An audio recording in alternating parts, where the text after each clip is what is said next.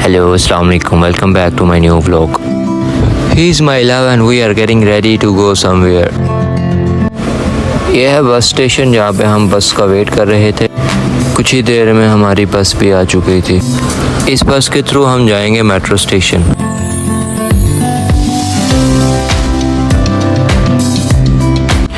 Dubai में taxis का किराया ज़्यादा होने की वजह से हमें इन बसेस को यूज़ करना पड़ता है। मेट्रो स्टेशन पहुंचते ही हमने पहले लिया समोसा और चाय, फिर उनको खाया पिया। इतनी देर में हमें दो और बाशिंदे ज्वाइन कर चुके थे, रहमान और अली भाई। हम जा रहे हैं टूर के साथ दुबई से बाहर।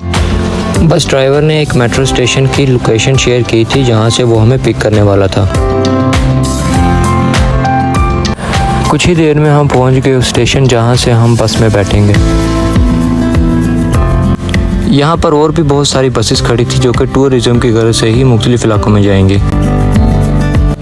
यहाँ पर हमें थोड़ी मुश्किल का सामना करना पड़ा क्योंकि हमें एक ही वक्त में 2-3 बसें चेंज करना पड़ी, लेकिन फाइनली हमें अपनी बस मिल गई। सफ़र का आगाज़ होते ही सेल्फीज भी शुरू हो गए। इस टूर में हाथा डैम, माउंटेन्स और 2-3 जगह शामिल थी। शेख ज़ायद रोड से गुजरते हुए हम अपनी मंजिल की तरफ रवाना थे। दुबई में आम आदमी के लिए मेट्रो ट्रेन सबसे बड़ी सहूलत है। दुबई एयरपोर्ट के पास से गुजरते हुए जहाज़ की लैंडिंग का नज़ारा भी काफ़ी दिलकश था।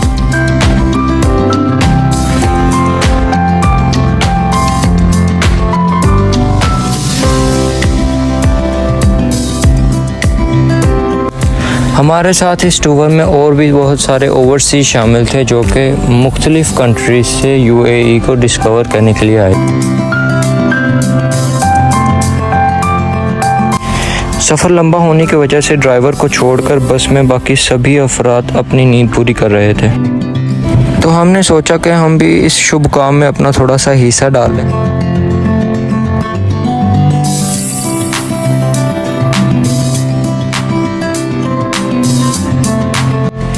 इस इलाके की हाइट ज़्यादा होने की वजह से यहाँ पर मौसम भी काफ़ी खुशगवार था।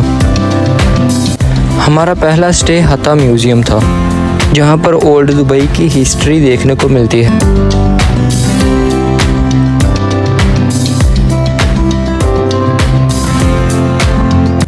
यह है हाथा म्यूज़ियम जहाँ पर एंट्रेंस तो बिल्कुल फ्री थी, लेकिन मुख्तलिफ चीज़ें डिस्कवर करने के लिए 20 दिरहम चार्ज कर रहे थे। म्यूज़ियम के इस सेक्शन में एक गांव की तफसील बयान की गई है जो कि मसफूद के नाम से कहलाया जाता है। ये गांव अजमान में वाक़या है। यहाँ पर वो सभी पुराने हथियार शाया किए गए हैं जो कि पुराने ज़माने में जंगों के लिए इस्तेमाल होते थे। ये भी उन चीज़ों में से ही कुछ चीज़ें हैं, लेकिन मुझे इसके बारे में कोई इल्म नहीं कि इनको हिंदी ज़ुबान में क्या कहा जाता है। ये उस नोट्स का हिस्सा हैं जो कि शेख राशिद की डायरी से लिए गए हैं, जो कि उनकी पर्सनल डायरी थी। म्यूज़ियम के इस हिस्से में उस फार्म का जिक्र किया गया है जो कि शेख राशिद का प्राइवेट फार्म था, जिसे अलवर्का के नाम से जाना जाता है।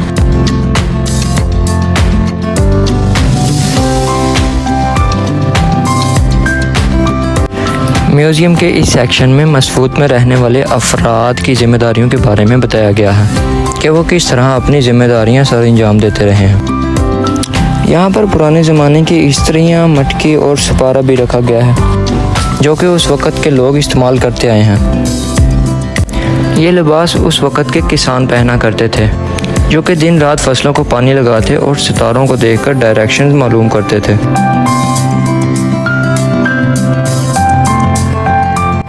यहाँ पर उस वक़्त के अद्वियात के सैंपल भी पड़े थे जो कि ट्यूमर और मुख्तलिफ बीमारियों को ट्रीट करने के लिए यूज़ किए जाते थे। ये है जग, छोटा संदूक और कुरान पाक जो कि उस दौर के लोग यूज़ किया करते थे।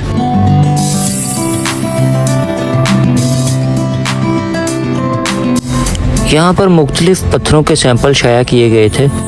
इन पत्थरों को मसफूद की पहाड़ियों से लिया गया है। म्यूज़ियम के इस हिस्से में कुछ जानवरों और परिंदों के बारे में बताया गया है। जिसमें खरगोश, शीप और 2-3 परिंदे शामिल हैं। ये है शीप और ईगल, जो कि देखने में काफ़ी रियल नज़र आ रहे थे।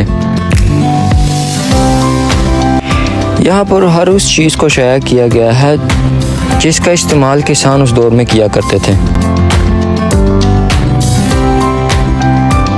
पानी के लिए पुराने दौर में लोग इस तरह के कुएं इस्तेमाल किया करते थे।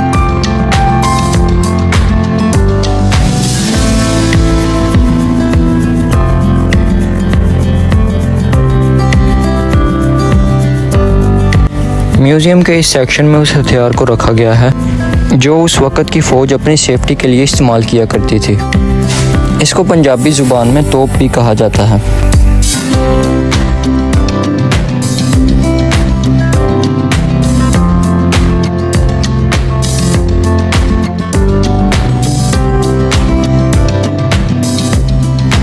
सारा म्यूज़ियम डिस्कवर करने के बाद हम गए थे थक। अभी वेट कर रहे हैं नेक्स्ट पॉइंट पर जाने का। बेसिकली ये एक किला है जिसके अंदर म्यूज़ियम वाक़ है।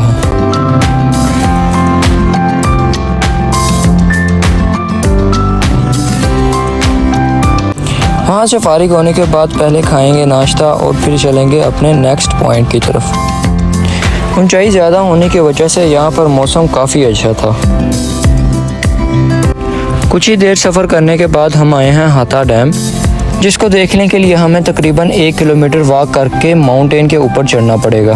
पहाड़ से उतरना तो काफ़ी आसान होता है, लेकिन पहाड़ पर चढ़ना बहुत मुश्किल होता है।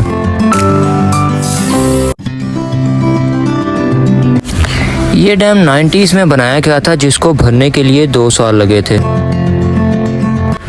हाथा में रहने वाले लोगों के लिए ये डैम काफ़ी ज़रूरी था। इस डैम के बनने के बाद हाथा के लोगों तक पानी की रसाई काफ़ी आसान हो चुकी थी। हाथा डैम को डिस्कवर करने के बाद हम आए हैं एक गार्डन जो कि काफ़ी खूबसूरत था।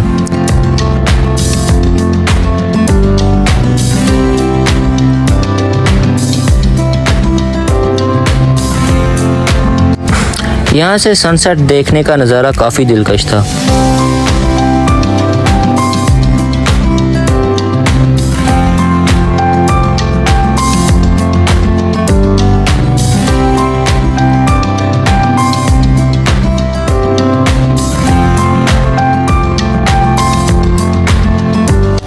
इस गार्डन से निकलते निकलते हमें शाम हो चुकी थी। ये पॉइंट हमारे टूर की आखिरी जगह थी। ये एक प्लेग्राउंड था जहाँ पर मुख्तलिफ एक्टिविटीज़ करने को थी, जिसमें जंपिंग, क्लाइंबिंग वगैरह भी शामिल थी। बट इन सब चीज़ों के लिए ये चार्ज कर रहे थे।